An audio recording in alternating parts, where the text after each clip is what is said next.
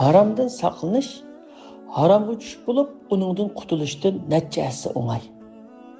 Haram yemek içmekte bolsun, yoki gap so'zda va yoki ish harakatda bolsun, Alloh taolo qat'iy chekilgan ishlarni ko'rsatdi. Haromga yiqilishib qolgan odamning uningga tushib qolishi o'ng'aylashib qoladi.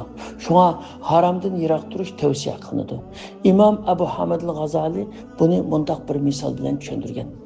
Bir ko'chatni tikib bo'lib, orqadan yurish nihoyat o'ng'ay.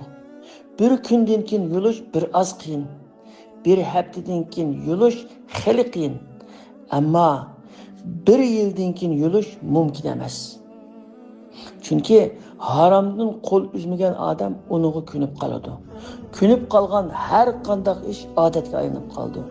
Odatni tashlamoq o'ng'ayga to'xtamaydi. Ko'ngan yomonmi, ko'yganmi degan ma'no shu.